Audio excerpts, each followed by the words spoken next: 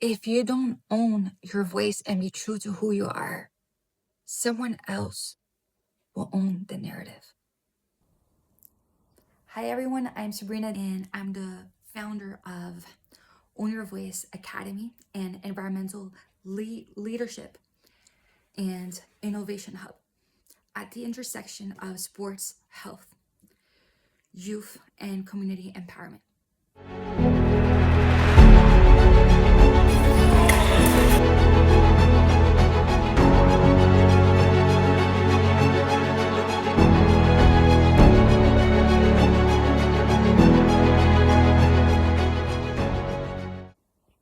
My journey started a few years ago where I was a fresh graduate and I was applying for jobs that were not going anywhere. And through countless applications, it was really emotionally draining. And I felt a job seeking burnout. And a year came by, there wasn't any progress. 2 years went by, there wasn't any progress.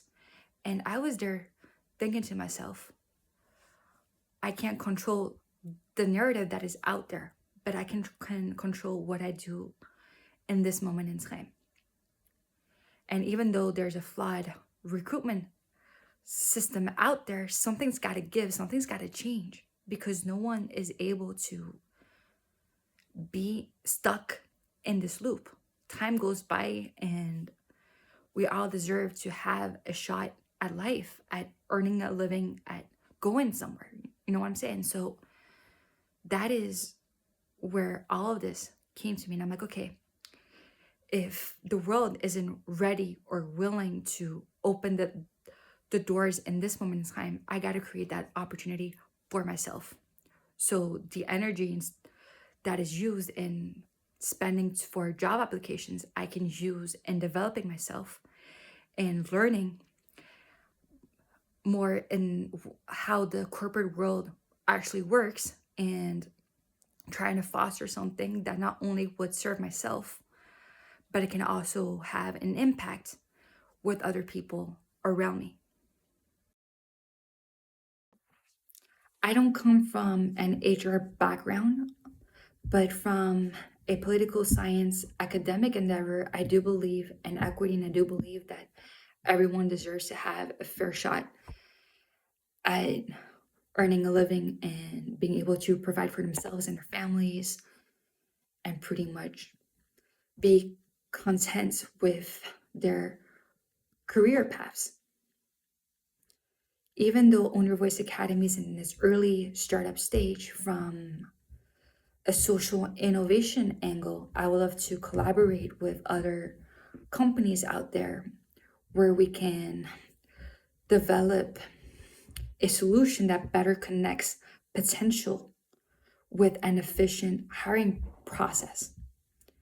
And with the rise of AI, especially within the initial screening, which may make it less biased and help a lot of candidates, there will be a time in the future where many people are going to crave to have that human connectedness.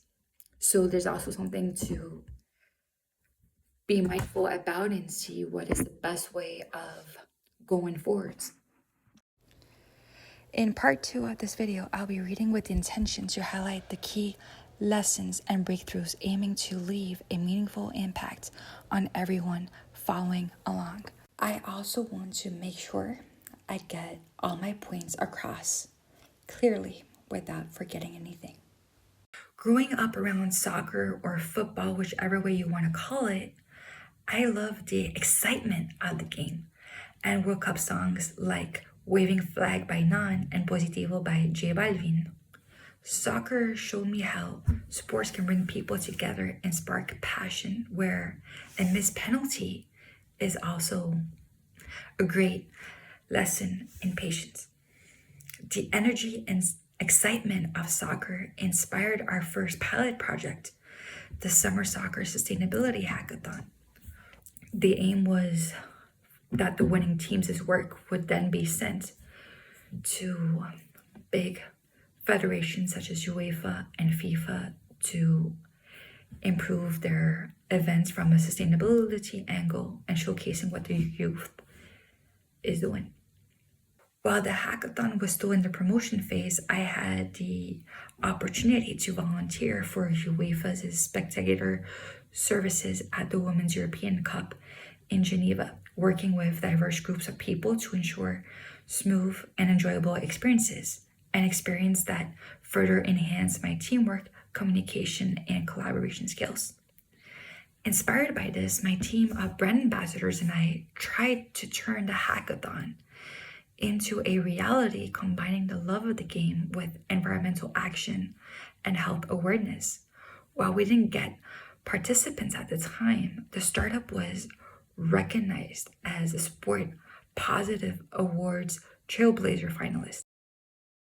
It encouraged us to launch the Speak for Planet initiative, Ocean to Art contest, giving youth a creative platform to engage in climate action and raise awareness about environmental challenges within the event side of sports. Nonetheless, my vision for the startup is to operate at the intersection of sports, health, and environmental education, creating programs that empower young people and underrepresented communities to take meaningful action, develop leadership skills, and build healthier, more sustainable lifestyles.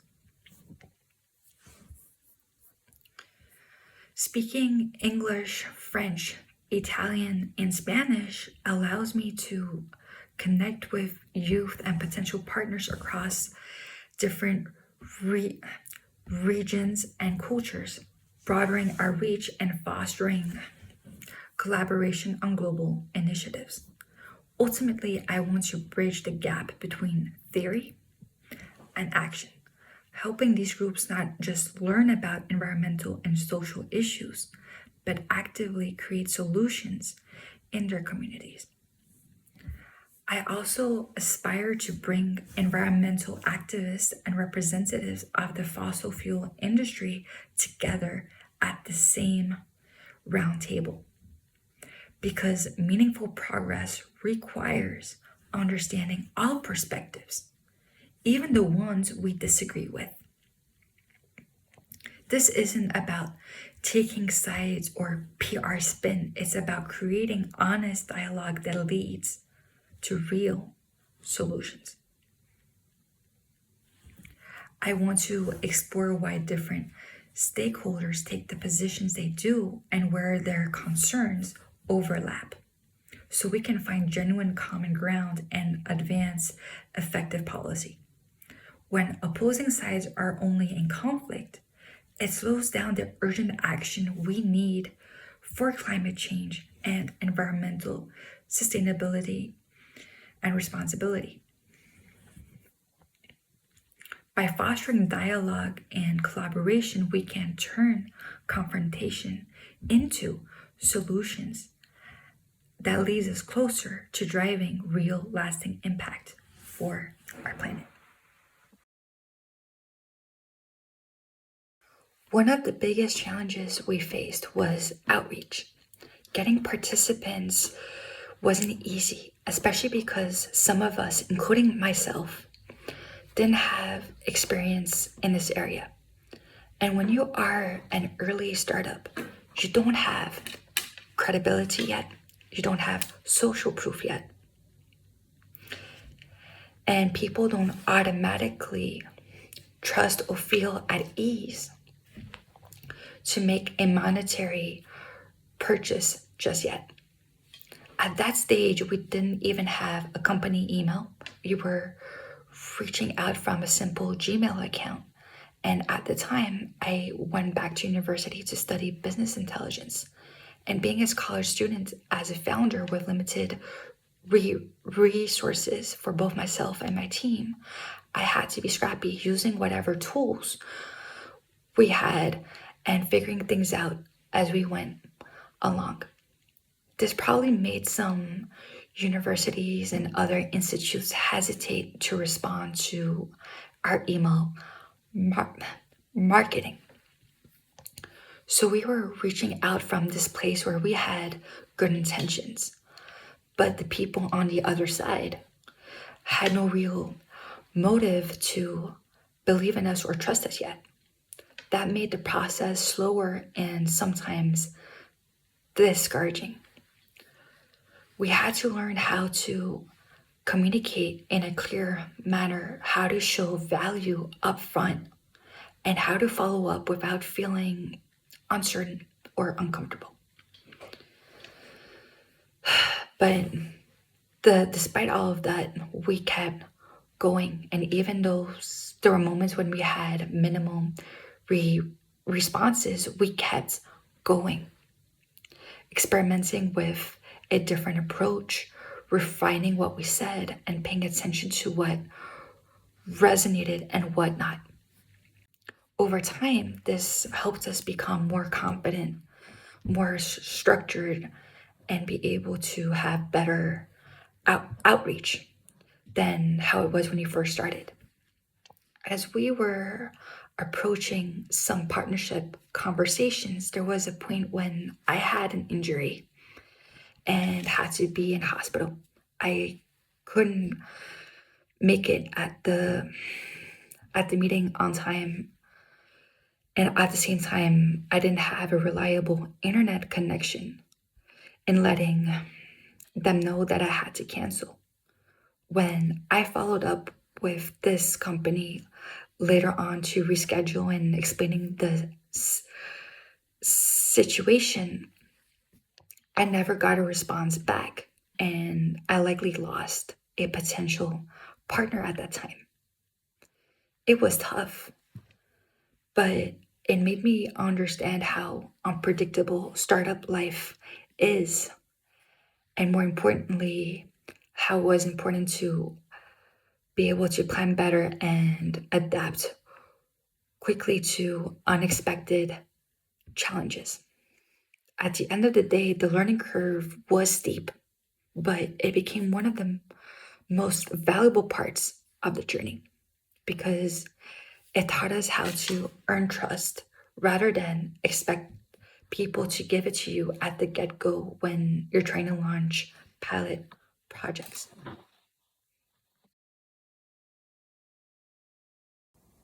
We are hoping in the new year to get potential partners who want to come and collaborate alongside us and help with visibility.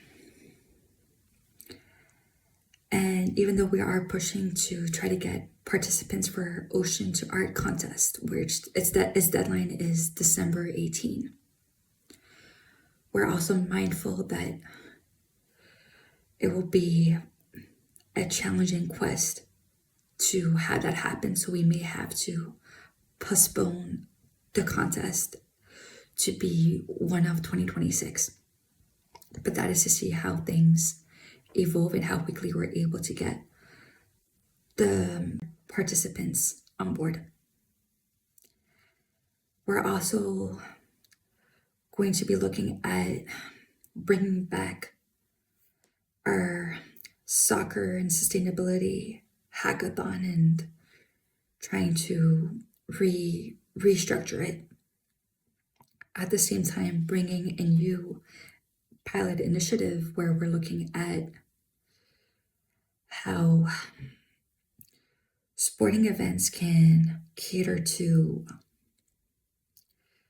maybe plant-based meals during their events to help to go and reduce costs and also keep things on a more sustainable and ecological front, while also going over and trying to reduce plastic waste within those events. So that is where we're at and where we are hoping to go. And we want to give 2026 a new, fresher start.